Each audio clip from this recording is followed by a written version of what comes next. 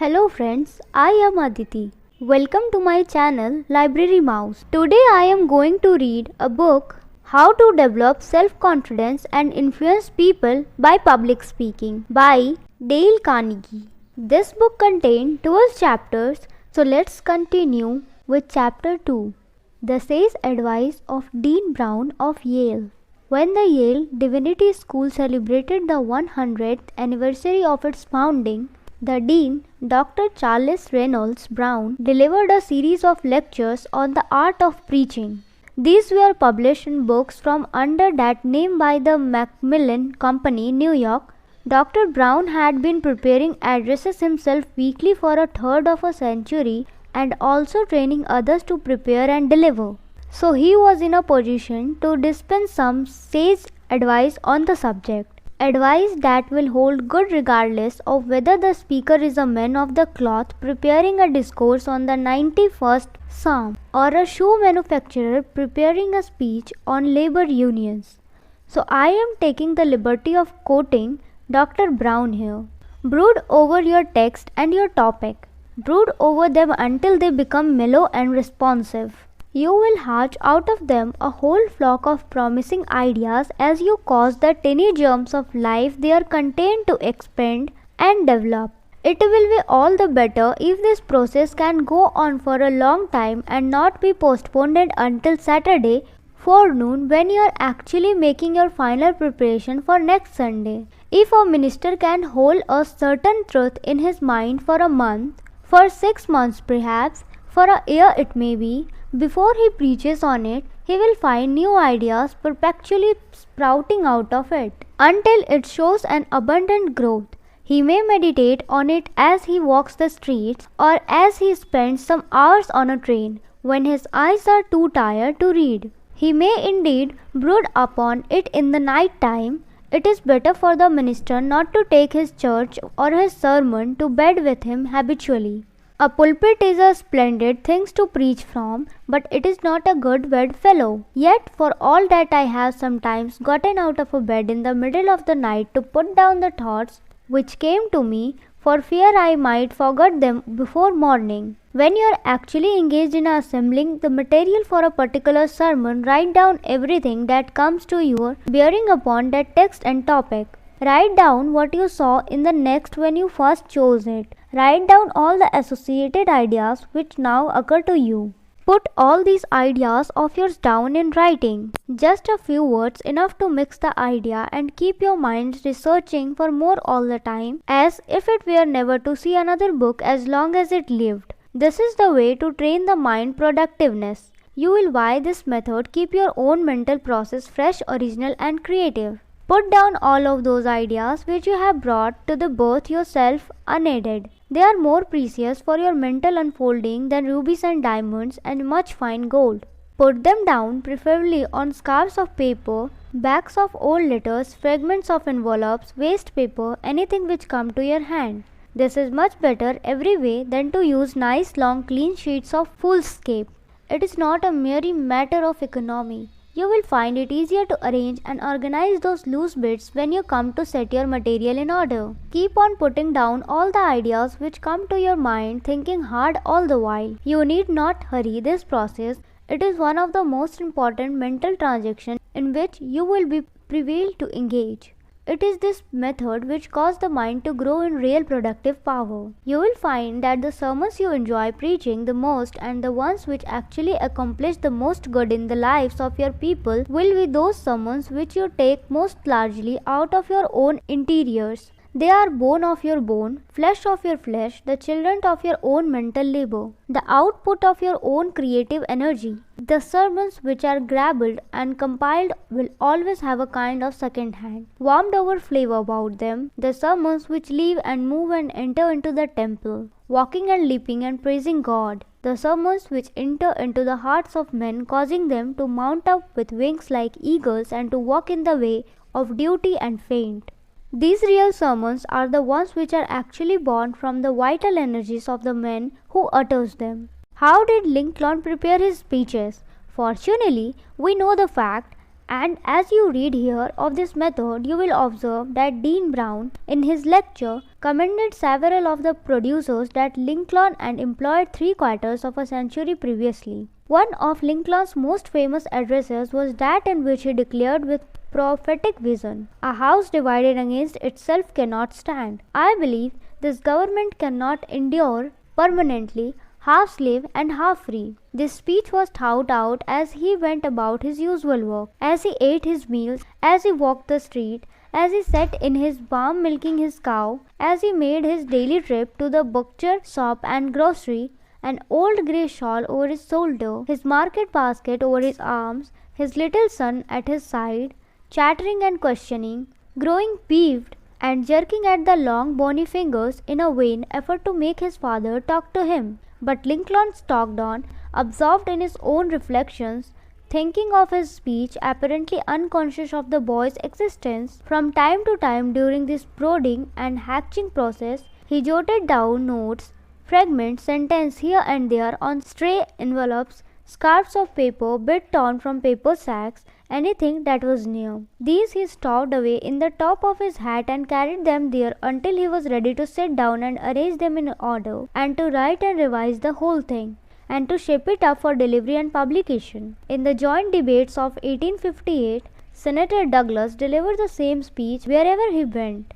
But Lincoln kept studying and contemplating and reflecting until he found it easier, he said, to make a new speech each day than to report an old one. The subject was forever winding and enlarging in his mind. A short time before he moved into a White House, he took a copy of the Constitution and 3 speeches, and with only these for reference, he locked himself in a dingy, dusty back room over a store in Springfield, and there, away from all intrusion and interruption, he wrote out his inaugural addresses.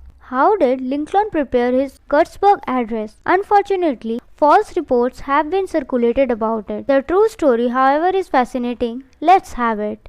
When the commission in charge of the Gettysburg Cemetery decided to arrange for a formal dedication, they invited Edward Everett to deliver the speech. He had been a Boston minister, president of Harvard, governor of Massachusetts, United States senator, Minister of England, Secretary of State, and was generally considered to be America's most capable speaker. The date first set for the dedication ceremonies was October 23, 1863. Mr. Everett very wisely declared that it would be impossible for him to prepare adequately on such short notice, so the dedication was postponed until November 19, nearly a month, to give him time to prepare. The last 3 days of that period he spent in Gettysburg, going over the battlefield, familiarizing himself with all that had taken place there. That period of brooding and thinking was most excellent preparation. It made the battle real to him. Invitations to be present were dispatched to all the members of Congress, to the President and his cabinet. Most of these declined. The committee was surprised when Lincoln agreed to come.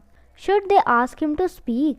They had not intended to do so. Objections were raised. He would not have time to prepare.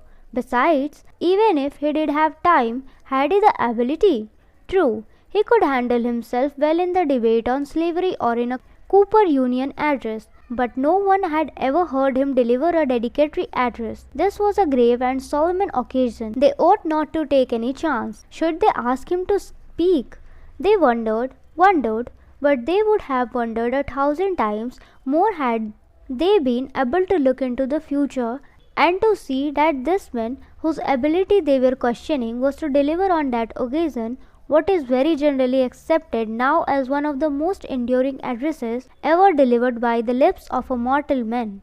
Finally, a fortnight before the event, they sent Lincoln a belated invitation to make a few appropriate remarks. Yes, that is the way they worded it.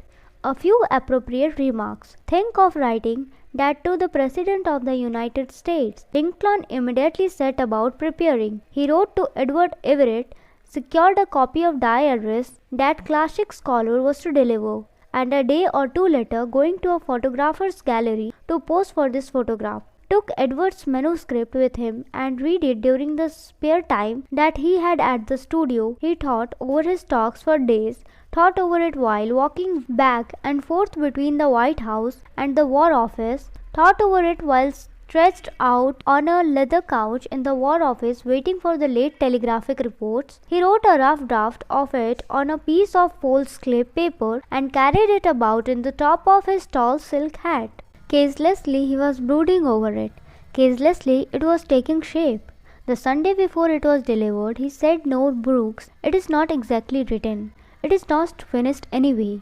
I have written it over 2 or 3 times, and I shall have to give it another lick before I am satisfied." He arrived in Gettysburg the night before the dedication. The little town was filled to overflowing. Its usual population of 1,300 had been suddenly swelled to 15,000. The sidewalks became clogged, impassable. Men and women took to the dirt streets.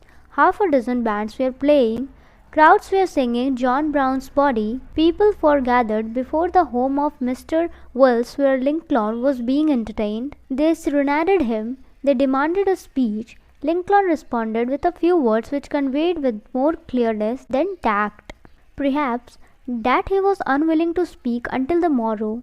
The facts are that he was spending the later part of that evening giving his speech another lick. He even went to an adjoining house where Secretary Seward was staying and read the speech aloud to him for his criticism. After breakfast the next morning he continued to give it another lick, working on it until a rap came at the door informing him that it was time for him to take his place in the procession. Colonel Carr, who rode just behind the President, started that when the procession started, the President sat erect on his horse and looked the part of the Commander-in-Chief of the army.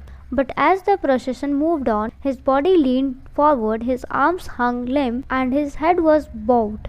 He seemed absorbed in thought. We can only guess that even then he was going over his little speech of 10 immortal sentences, giving it another lick. Some of Lincoln's speeches, in which he had only a superficial interest, were unquestioned failures, but he was possessed of extraordinary power when he spoke of slavery and the Union. Why? Because he thought ceaselessly on these problems and felt deeply. A companion who shared a room with him one night in an Illinois tavern awoke next morning at daylight to find Lincoln sitting up in bed, staring at the wall, and his first words were, "This government cannot endure permanently, half slave and half free."